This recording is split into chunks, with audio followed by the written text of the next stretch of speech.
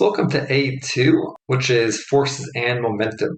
And we'll be looking in particular at Newton's three laws, which is the foundation of this concept, or at least the initial concepts that we're going to be dealing with: force, momentum, inertia. So Newton's three laws are foundational for this. Starting off with Newton's first law of motion, the law of inertia. What does that say? Well, the law of inertia is pretty much the idea that a body tends to stay in its present state unless a force is acted upon it. So, for example, if we have some sort of ball which is lying on a surface, ideally in space where we lack other forces interacting with it, we would say if it's at rest on the surface, it will stay at rest unless another force causes it to change or causes it to move. So a force that our body that is at rest will stay at rest, and similarly, a body that is maybe moving at, let's say, 10 meters per second, it will continue to move at 10 meters per second unless another force comes along to change that. So the law of inertia, or inertia in general, says that bodies tend to stay in their current state. They tend to not move. If they're moving, they tend to continue moving at the same rate. If they're at rest, they tend to stay at rest unless another force comes along to change that. That was Newton's first law of motion. Newton's second law of motion is the law of acceleration. Now, to understand acceleration, it's helpful to understand force in general. If I could have numbered it, I probably would have put this first, but nonetheless, I'll go in the order of Newton. And we should understand how we measure force. So force is measured by the Newton, let's say 1 Newton, which is equal to the amount of force, right? So 1 Newton is equal to the amount of force that would cause a 1 kilogram object to move at the rate of 1 meter per second squared, to accelerate at the rate of 1 meter per second squared. So if we have 1 Newton, we could cause something to accelerate we could cause a 1 kilogram object to accelerate by 1 meter per second. So for example, if we have 10 Newtons, let's say 10 Newtons, a 10 Newton force pushing on an object, that is 1 kilogram. What must be true about the acceleration? It must be accelerating at 10 meters per second squared. Similarly, if it were 10 newtons, but now the mass were, let's say, 5 kilograms, that would mean that it would be accelerating at 2 meters per second squared. So the greater the mass, the more force necessary to cause it to accelerate. And force is proportional to acceleration and to mass. Right? So the heavier the object, you would require more force in order to cause it to accelerate at a certain rate. Right? So that is Newton's second law of motion.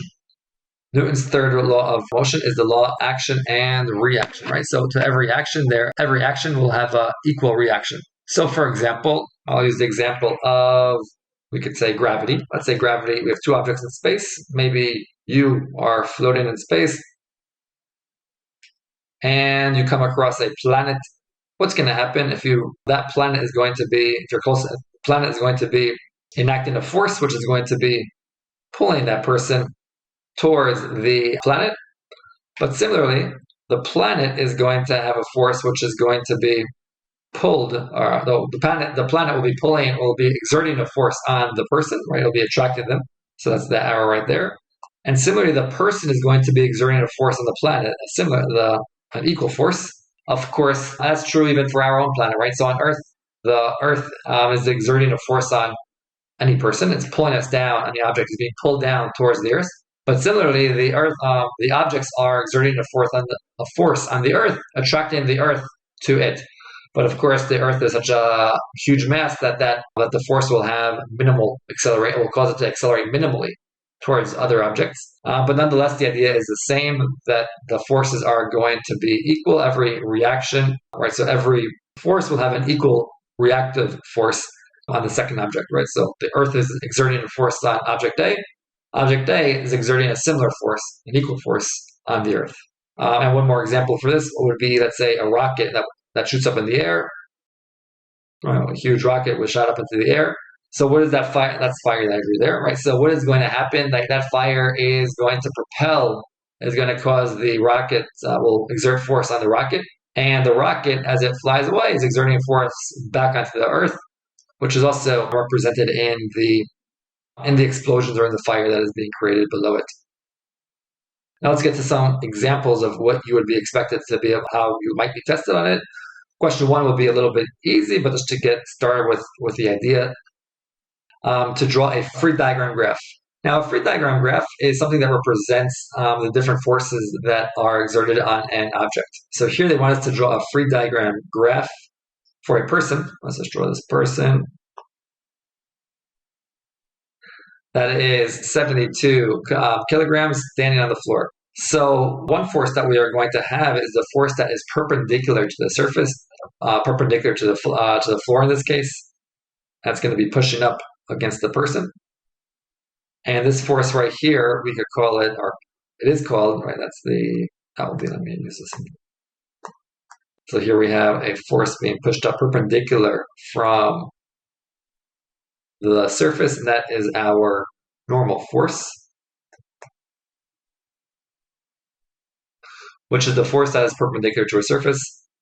Also, we have the opposite force. The force that's reacting to this normal force is going to be gravity, pulling the person down towards the surface. Where's that? Is gravity. That is the force that is pulling the person down. And it weighs 72 kilograms, and we know that gravity, so gravity also causes people to accelerate at 9 meters per second squared. As a result, we know that these two forces here, both forces will be equal to 9.8 meters per second times the person's mass, 72 kilograms. And that should come out to, verify, 9.8 times 72. So we would have a force of 705 let's go with 706, so 706 newtons.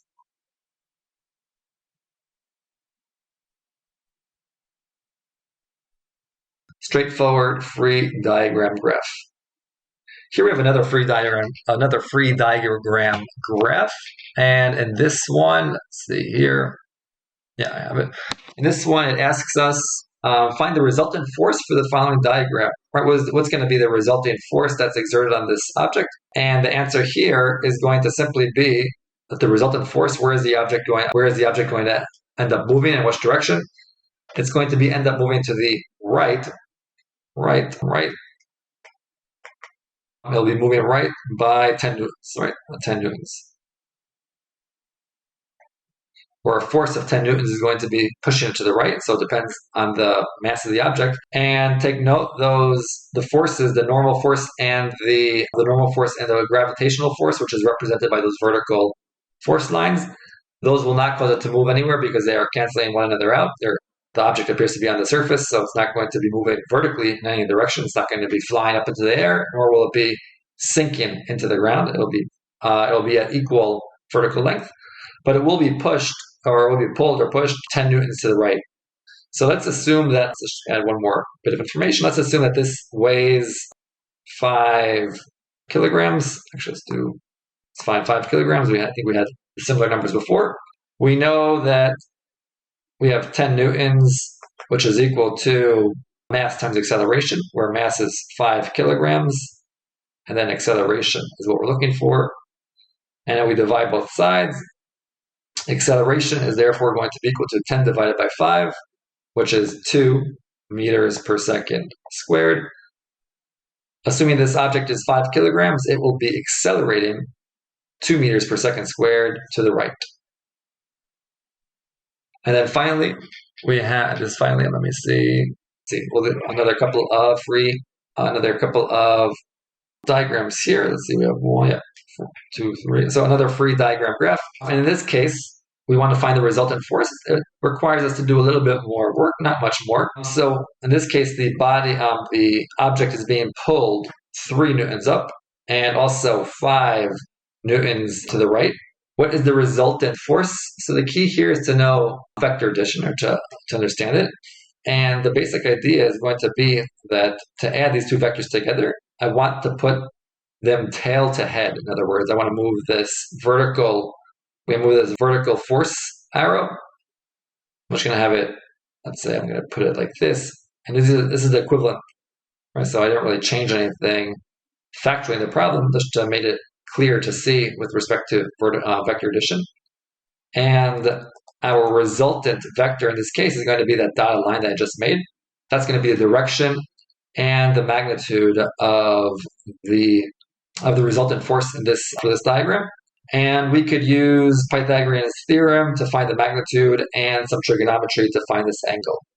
So we know Pythagorean theorem says that the magnitude of this force is going to be 3 squared plus 5 squared equals, I'll call this m squared.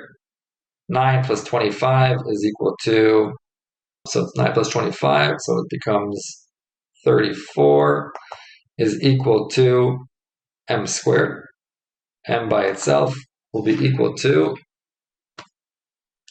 5.83 Newton. So it's moving, it's going to be pulled 5.83 Newtons. In what direction? In other words, what is this angle that is being pulled with respect to the ground? Well, we know that tan of this angle, right, from trigonometry, tan of this angle will be equal to the opposite side over the bottom side.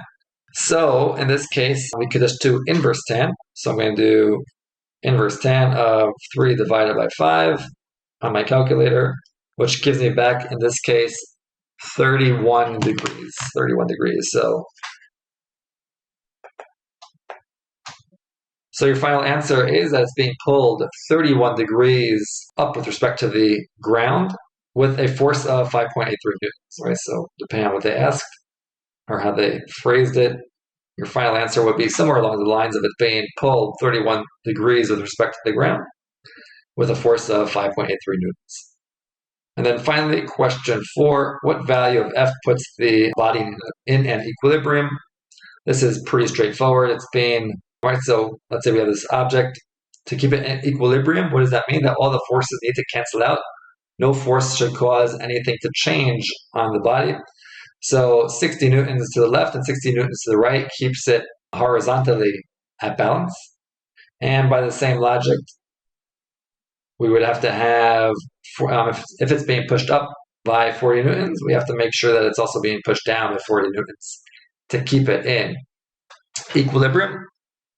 And that's the idea behind equilibrium, that for something to be at equilibrium or at balance, all the forces in each direction need to cancel out. So that brings us to the end of this first video of 8.2. We'll continue with the free diagram graphs in the next video. We'll add on a little bit more ideas into the free diagram graph. We'll be including some more trigonometry, and then we'll move on with the standards guide. Let me just check off what we have already covered. Right, so we cover Newton's 3 laws. We started with how the forces interact. We saw that in the free body diagrams. I'll highlight this. And we'll be doing more free body diagrams to analyze the resultant forces, and we'll start moving into components of the forces. That will be all in the subsequent videos. All right, so see everybody there. See everybody there.